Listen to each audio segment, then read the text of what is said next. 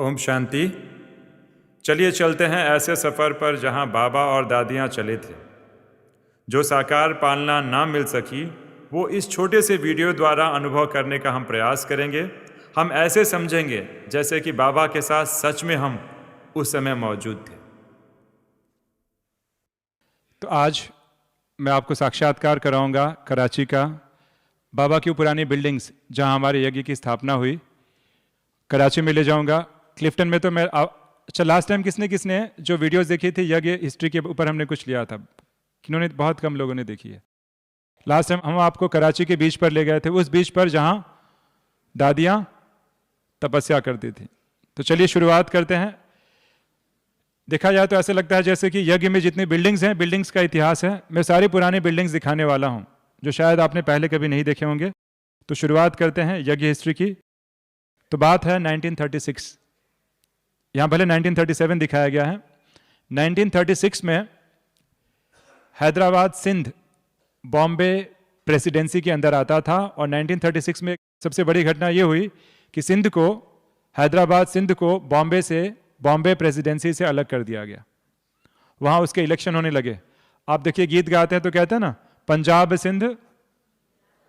तो देखिए, सिंध एक अलग प्रांत था। तो जो रेड कलर का एरिया देख रहे हैं वही वास्तव में सिंध प्रांत था, नक्शे में जो दिखाया गया है। अच्छा, अंग्रेजों के ज़माने में राजधानी कहाँ हुआ करती थी? कलकत्ता। इसलिए बाबा ने अपना सबसे पहले बिजनेस जो है कलकत्ता शुरू किया। बाबा कलकत्ता जाया करते थे। ये मैं आपको कलकत्ता में आपको ले जा रहा हूँ, बिना किसी टिकट के, बिना किसी फ्लाइट टिकट या ट्रेन के टिकट के। तो चलिए मैं आपको ले चलता हूँ कलकत्ता। यहाँ पे आप देख रहे हैं छोटा सा एरिया, ये ताजमहल नहीं है, इसे विक्टोरिया मेमोरियल कहते हैं। और इसके देखिए इर्द गिर्द कितने अच्छे खूबसूरत तालाब हैं। तो बाबा कलकत्ता में जब रहते थे तो अर्ली मॉर्निंग में निर्मल शांता दादी और नारायण दादा दोनों को कार से, भले विक्टोरिया मेमोरियल बताते हैं बाबा के घर से 1 किलोमीटर की दूरी पे था, ईडन गार्डन जो है आधे किलोमीटर की दूरी पे था, फिर भी बाबा सभी को कार से ले जाया करते थे। अज्ञान काल की बात बता रहा हूँ, जब शिव बाबा की प्रवेशता नहीं हुई थी। देख रहे हैं विक्टोरिया।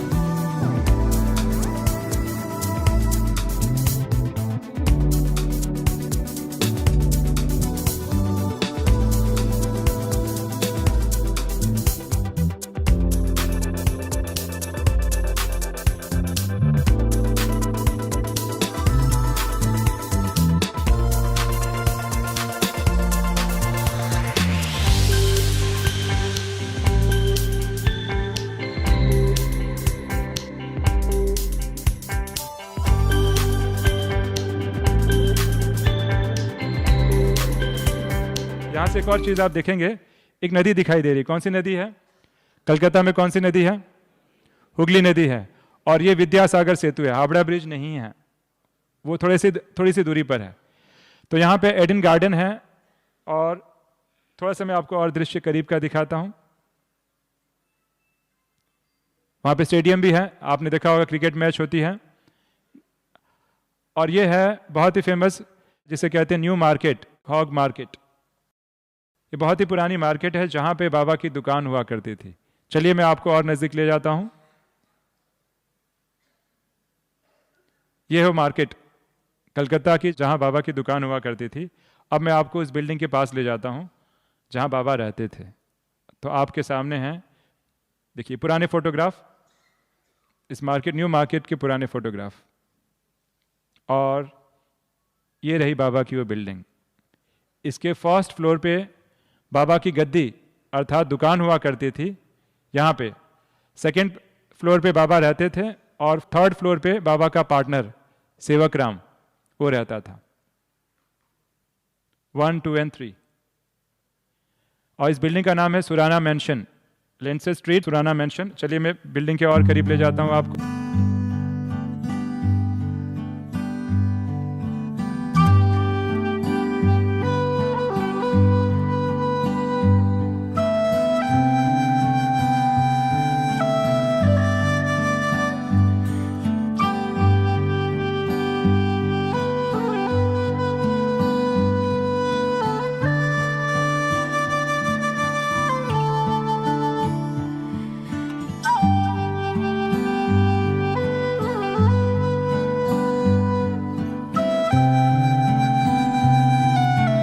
सामने देख रहे हैं न्यू मार्केट,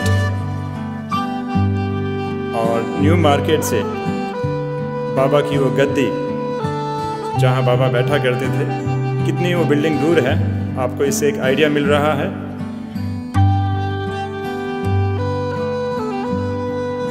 न्यू मार्केट की वो बिल्डिंग अभी भी लगभग वैसी की वैसी ही है। तो आप कल्पना कीजिए कि आप कलकत्ता पहुंच गए हैं। न्यू मार्केट में अक्सर करके अंग्रेज या विदेशी ही जो है मार्केट्स में आया करते थे, भीड़ से थोड़ी अलग।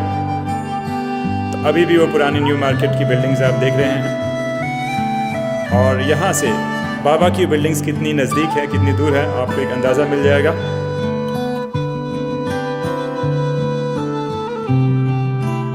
सारी खिड़कियों की बनावट सब कुछ पुराने ज़माने जैसे, आज भी ये बिल्डिंग वहाँ पे खड़ी है। और बाबा ने जो दुकान शुरू की थी उसका नाम क्या था? लखीराज सेवकराम एंड सन्स, पार्टनर और उनका दोनों का नाम था लखीराज सेवकराम एंड सन्स के नाम से बाबा ने ये शुरू की थी। और ये किसका फोटो है? दादा आनंद किशोर का। दादा आनंद किशोर और ब्रह्मा बाबा का क्या संबंध था? चलिए मैं स्पष्ट करता हूं।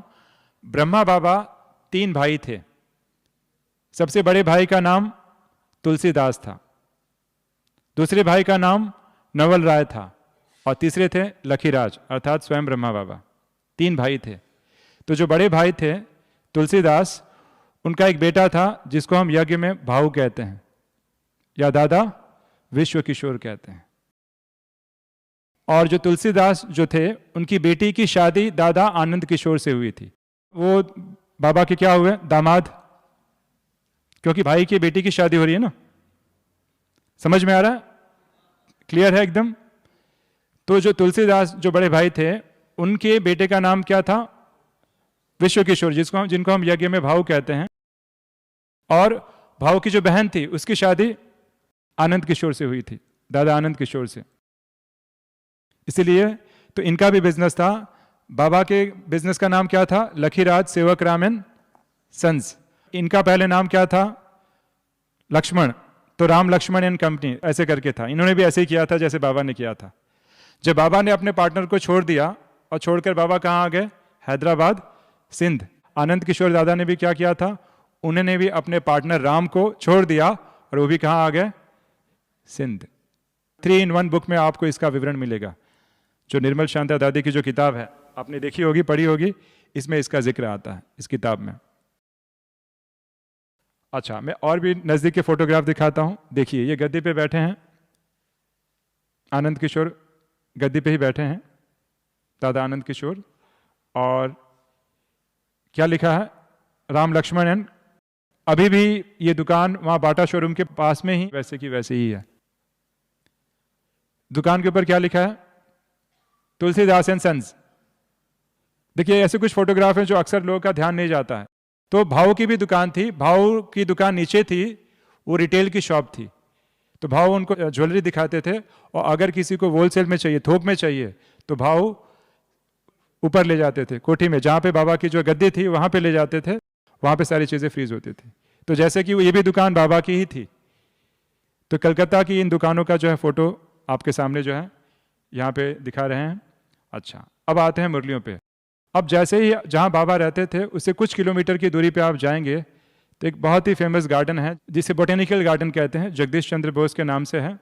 और बाबा मुरलियों में इसको याद करते हैं। याद है?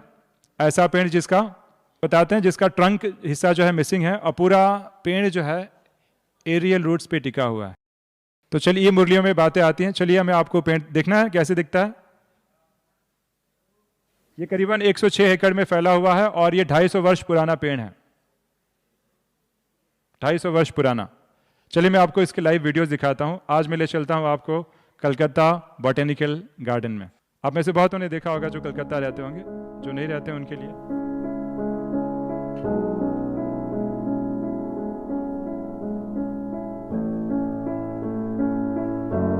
आप देख रहे हैं कहीं पे उसका मेन पार्ट है ही नहीं, मिसिंग है।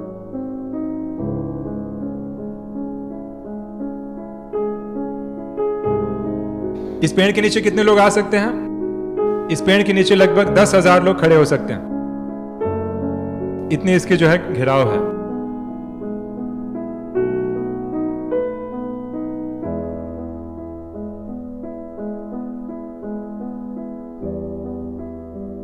आप चल चल के थक जाएंगे, इतना विशाल है ये।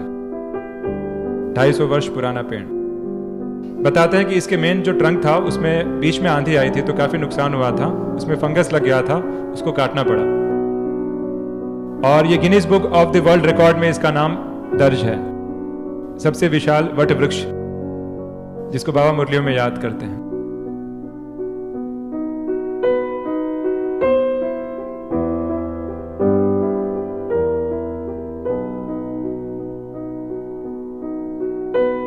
तो आप महसूस कर सकते हैं कि आप भी कलकत्ते पहुंच गए हैं और इस विहंगम दृश्य का दर्शन कर रहे हैं।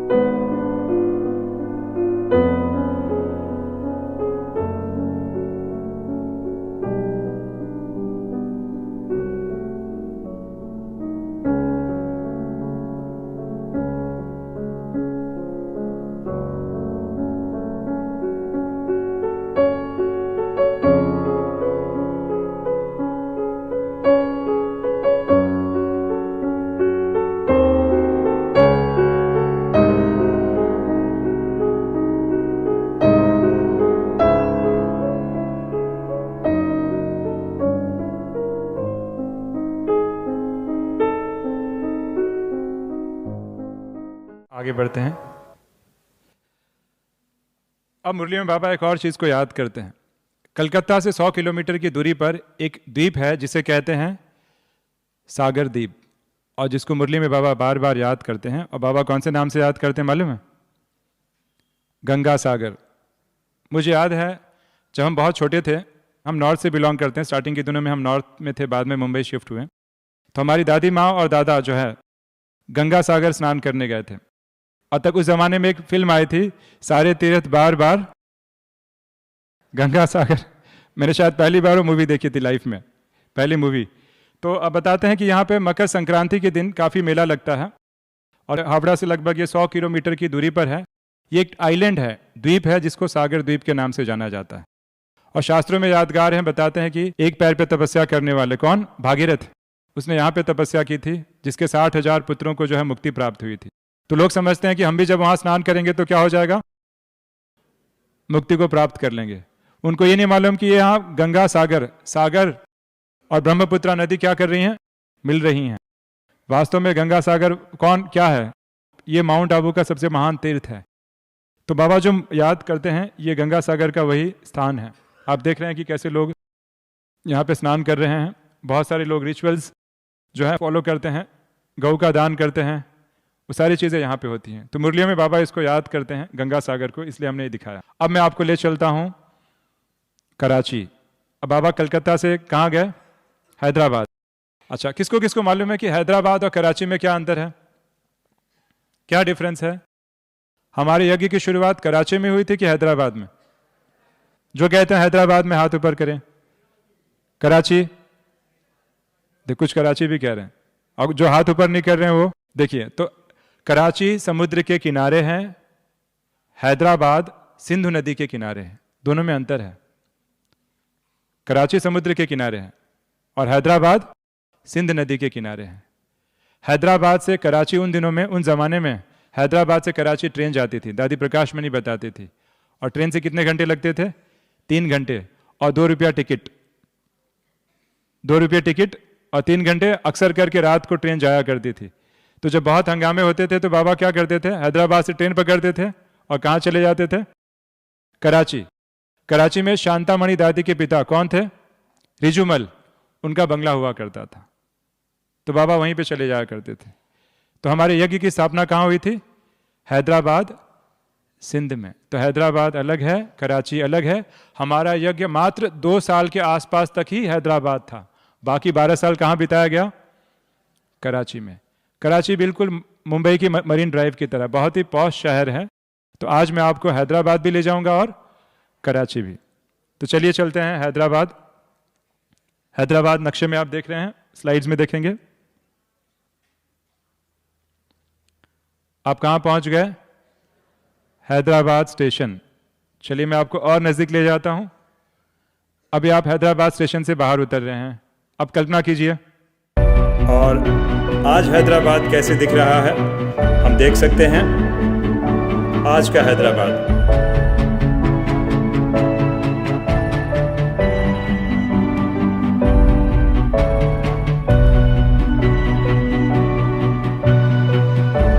अब हम हैं हैदराबाद की यात्रा पर।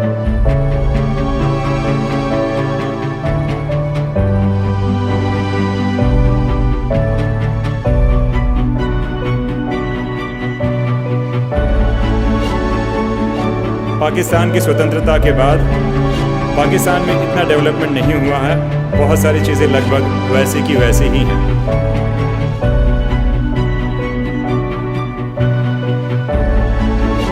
बहुत सारे बिल्डिंग्स भी लगभग वैसे के वैसे ही हैं। शाही बाज़ार और हैदराबाद के वो पुराने मकान।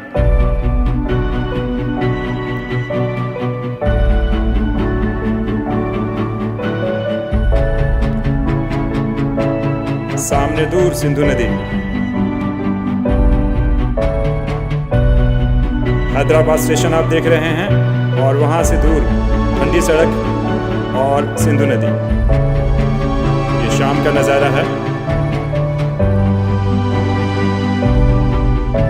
कुछ मस्जिदें।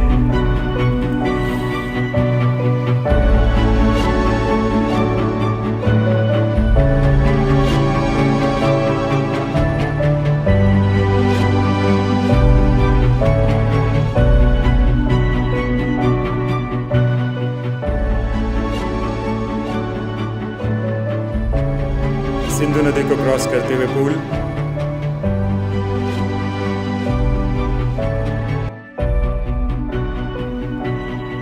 शाम का नज़ारा। कुछ दूरी पे सिंधु नदी भी है। ये दिखाया गया है कि सिंधु नदी के किनारे सूरज डूब रहा है। शायद लगता है कि आपने रात की ट्रेन पकड़ी होगी।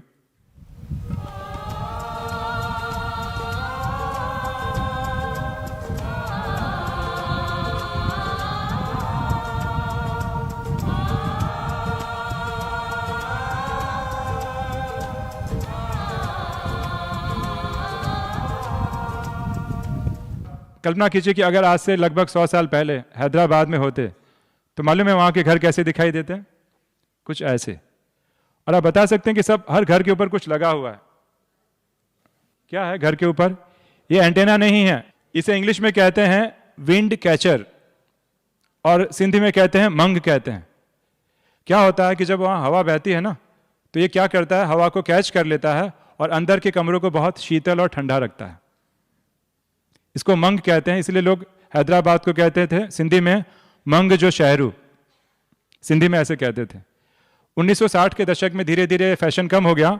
लोगों ने ये अपने घर के ऊपर मंग लगाना जो है बंद कर दिया। तो बाबा के ज़माने में अगर आप सिंध में होते तो नज़ारा कुछ ऐसा ही होता। अच्छा खैर, मैं आपको भी अंदर ले जाता हूँ। ये 1936 का फोटो है। एक सुनार की दुकान में अगर आपने एंट्री की होती तो आपको कुछ ऐसा दृश्य दिखाई देता। अच्छा, आप कुछ शॉपिंग करना चाहें तो कर सकते हैं, कोई प्रॉब्लम नहीं है। लेकिन सारी पुरानी व्यवस्थाएं हैं। अच्छा, बाबा जहाँ रहते थे, जिस एरिया में रहते थे, उसका नाम था हीराबाद। वहाँ बहुत अच्छे अच्छे महलों जैसे जो है बंगलो हुआ करते थे और वो बंगले आज भी वैसे के वैसे ही हैं। मैं आज उनके वीडियोस दिखाने जा रहा हूँ, क्योंकि जब भारत पाकिस्तान का बंटवारा हुआ तो सारे सिंधी लोग वहाँ छोड़कर कहाँ आ गए? इंडिया। और इंडिया के सारे मुस्लिम जाके वहाँ ऑक्यूपाई हो गए। तो इतने अच्छे अच्छे महलों की तरह जो बंगले हुआ करते थे आज भी हैदराबाद में वैसे ही हैं। इसको कहते हैं नवल राय टावर या घंटा घर भी कहते हैं, नवल राय टावर कहते हैं। अब जो है शाही बाज़ार के नाम से जानते हैं, जो एशिया का सबसे बड़ा बाज़ार माना जाता है। और पक्का किला, इसको लोग पक्का किला कहते हैं, हैदराबाद का किला है। तो अगर आप हैदराबाद में होते तो आपको किला भी दिखाई देता। अभी भी ये किला वैसे का वैसे ही है। तो नवल राय टावर और ये रहा पक्का किला और ये कुछ बंगलो। चलिए मैं आपको ले चलता हूँ हैदराबाद और ये आपका साक्षात्कार अभी शुरू हो रहा है।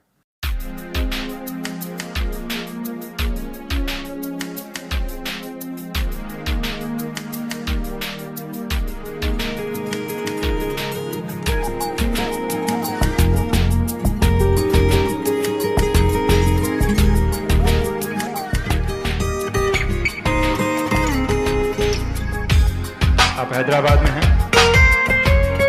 शाही बाजार में आप एंट्री कर रहे हैं।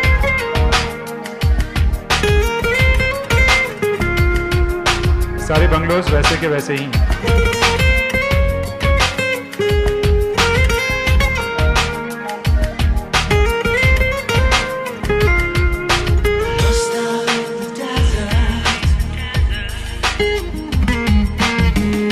हीराबाद एरिया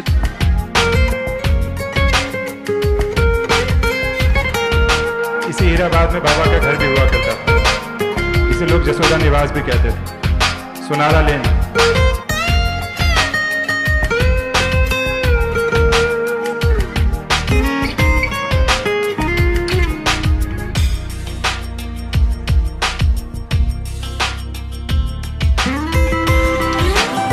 आज भी सारे के सारे मकान वैसे के वैसे ही।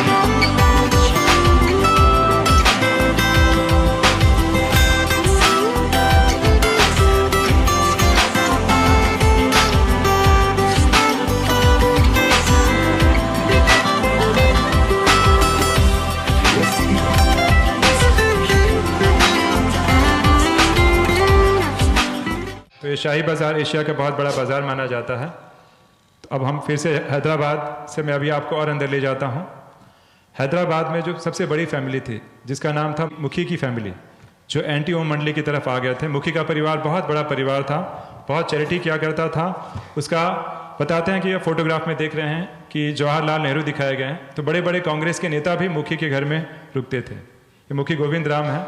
इसके भाई जेठामल ने जो है बहुत बड़े वहाँ पे महल जैसे बंगलोज बनाए हैं। तो ये देखिए मुखी का परिवार है। हम ओम मंडली के बारे में तो जानते हैं, लेकिन आज मैं आपको थोड़ा एंटी ओम मंडली के बारे में भी बताने वाला हूँ। यही मुखी गोविंद राम जो बाबा से मिलने के लिए बाद में जब बाबा पार्टीशन के बाद आ गए थे, तो ये मुखी गोविंद राम का फोटो है। बहुत कम लोग इसको जानते हैं। पहले आपने फोटोग्राफ देखे होंगे। मुखी की फैमिली, पहले वहाँ के घरों में टॉयलेट्स नहीं हुआ करती थी। महिला कॉन्फ्रेंस के बाद, ऑल इंडिया वुमेन कॉन्फ्रेंस के बाद बताते हैं महिलाएं मुखी के घर में रुकी थी। सामने आप देख रहे हैं सफ़ेद साड़ी में जो महिला खड़ी है वह है पुतली बाई। आप सामने गोविंदाराम मुखी का फ़ोटो देख रहे हैं जो एमएलए हुआ करते थे। और आप जो दूसरा फ़ोटो देख रहे हैं वो है उनकी वाइफ पुतली बाई का। शायद आप सोच रहे होंगे कि ये मैंने फ़ोटो क्यों दिखाया है। वास्तव में आपने यज्ञ हिस्ट्री में तो सुना ही होगा लाखा भवन की घटना को। एंटी ओम मंडली वालों ने आग लगाने की कोशिश की थी। लाखा भवन हैदराबाद सिंध के खाटूबंद लेन में पड़ता है और यह घटना शाम की है जब मम्मा क्लास करा रही थी। दादी ब्रिज इंदिरा अपना अनुभव सुनाती हैं कि जिस समय आग लगाने की कोशिश की गई थी उस समय पुतली बाई भी या पुतली बहन भी लाखा भवन में मौजूद थी। महिलाओं की सुरक्षा के लिए मम्मा ने डिस्ट्रिक्ट मजिस्ट्रेट से कंप्लेन की और लगभग 110 लोगों के हस्ताक्षर लिए गए। और उसके बाद बताते हैं कि पुतली बाई ने भी अपने हस्ताक्षर किए थे उस अर्जी में, उस कंप्लेन में। सोचिए, वाइफ ओम मंडली में और हस्बैंड एंटी ओम मंडली में। तो मुखी का बंगलो है, सामने आप देख रहे हैं। चलिए मैं आपको मुखी के बंगलों में ले जाता हूँ। आप सोच रहे हैं क्यों दिखा रहा हूँ? क्योंकि दादी निर्मल शांता की 1932 में शादी मुखी मंगाराम के परिवार में ही हुई थी। और तभी उनकी उम्र कितनी थी? मात्र 15 वर्ष। मैं 1932 की बात कर रहा हूँ। तो मुखी फैमिली बहुत रिच थी, आपको उसका अंदाज़ा इससे मिल जाएगा। अब क्या हुआ है, ये मुखी हाउस एक म्यूजियम में कन्वर्ट हो चुका है। चलिए मैं आपको ले चलता हूँ मुखी हाउस।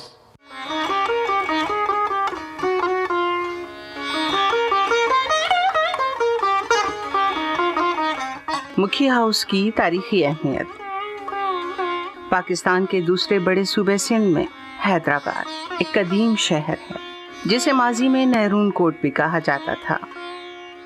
इस कदीम शहर की कदीम इमारत में मुखी हाउस तामीरात का आला नमूना पेश करती है जो आज भी काबिले दीद है।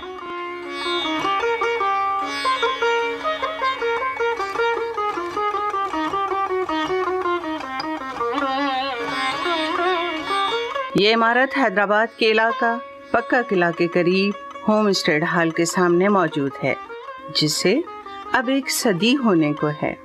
इस इमारत को मुखी हाउस या मुखी महल के नाम से जाना पहचाना जाता है। ये इमारत सन 1920 में उस वक्त की मशहूर शख्सियत जेठानंद मुखी ने अपनी ख्वाहिश के ऐन मुताबिक तामीर करवाया, जिसे उन्होंने मुखी महल का नाम दिया था। देखा जाए तो ये वाकई एक महल से मुशाबा है और हैदराबाद की काफ़ी कदीम इमारत में से ये एक खूबसूरत इमारत है।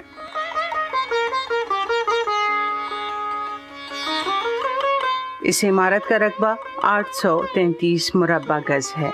इसके 4 दरवाजे हैं। ये घर एक सिंधी हिंदू मुखी खानदान के 2 भाइयों गोविंदा राम और जेठानंद की मिल्कियत थी। इस शाहकार घर की तामीर के 7 बरस बाद जेठानंद मुखी 1927 में इंतकाल कर गए। मुखी हाउस उसके बाद मुखी खानदान के कई अफराद के ज़ेर इस्तेमाल रहा। इस दीदाज़ेब महल को सन 2009 में हुकूमत सिंध के महकमा आसार कदीमा ने इसको संभालने का फैसला करके इस हसीन महल में म्यूज़ियम कायम करने का तय किया गया। दरियासना सन 2013 में मुखी हाउस खानदान ने अपने कदीम आबाई घर का दौरा किया और मुखी हाउस को सिंध हुकूमत के हवाले करने के बाद म्यूज़ियम में तब्दील करने की बाकायदा इजाज़त दे दी। तो आपको मालूम है कि हैदराबाद में 2 बिल्डिंगें बहुत मशहूर थी और ये हमें नाम याद रखना चाहिए। एक जसोदा निवास। जसोदा निवास में कौन रहता था? ब्रह्मा बाबा। आज भी जसोदा निवास हैदराबाद में है। तो जब मुखी लोग की बिल्डिंग्स हैं उन्होंने उन्हें म्यूज़ियम के रूप में तब्दील कर दिया है, तो क्यों ना जसोदा निवास को भी क्या होना चाहिए? तो मुझे याद है रमेश भाई ने, बहुत पहले की बात है, रमेश भाई का जब इंटरव्यू दादा नारायण के साथ चल रहा था, आपने देखा भी होगा, तब रमेश भाई ने कहा था कि जैसे हैदराबाद में जो है जसोदा निवास है, तो इंडिया के हैदराबाद में भी बिल्कुल वैसा ही एक मॉडल किसका बनाना चाहिए? जसोदा निवास का। मैं तो कहता हूँ ठीक है, अभी तो रमेश भाई जो हैं अव्यक्त हुए हैं और इसके बाद जो है अभी नारायण दादा भी नहीं रहे, तो मैं समझता हूँ कि कम से कम चलिए म्यूज़ियम ना बने, लेकिन एक कम से कम डॉक्यूमेंट्री बननी चाहिए सर। तो कम से कम एक डॉक्यूमेंट्री मैं तो समझता हूँ कि इस पर बननी चाहिए। और मैं सोच रहा था कि वो श्रीकांत भाई से बात कर रहा था कि अगर गॉडलीवुड स्टूडियो के थ्रू ये बनाया जाए तो कितना अच्छा। चलिए, बाबा पे फिल्म नहीं बन सकती तो कम से कम एक डॉक्यूमेंट्री तो बनाई जा सकती है।